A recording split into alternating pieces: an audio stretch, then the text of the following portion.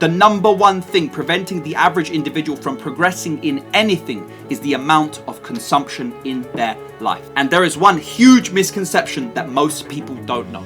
This misconception is that TikTok, scrolling social media, watching TV and stuffing your face with fast food is the extent of consumption. And whilst these are indeed means of consumption, and pretty shitty ones too, no doubt, there's a whole array of other shit that we consume day in, day out that flies under our radar that is not only directly damaging us, but also preventing us from accessing brain wavelengths for creation. The ones we need to build, try, risk and conquer. When we go to our job or to school, we're not creating, we are consuming the routine provided. We know when we have to be up, when we have to leave, when we can eat, when we can go to the toilet, if we can go to the toilet, and what we can do in the evening because someone somewhere in some office decided so. And decided what task list and what assignments and what homework we're also going to consume.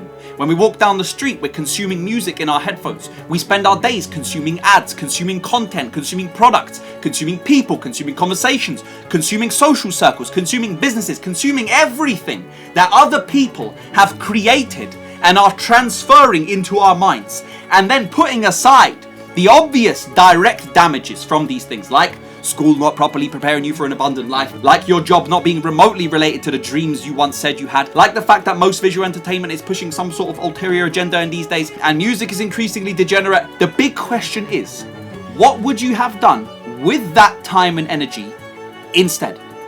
And not just on a wasted time surface level sense, but in terms of brain wavelengths and mental energy expenditure.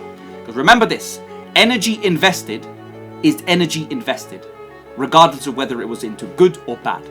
We do not have infinite energy. We have limited energy, and we have a choice where we invest this energy. So when your energy is invested into a stupid job you hate, into a school you don't see that's helping you, into people you don't aspire to be like, into the food that does nothing but make you fat and feel like shit, into the products that you buy impulsively from Shein and wherever else, not that you actually need, where would your energy, mind and thoughts have otherwise veered to if your mind wasn't being bombarded with all that bullshit? You will never know if you would have come up with a business idea. You'll never know if you would have thought of a way you could restore your relationship with your children or with your partner. You'll never know if you could have discovered a talent of yours or a skill set or a hobby that you could have pursued to help you elevate. Why?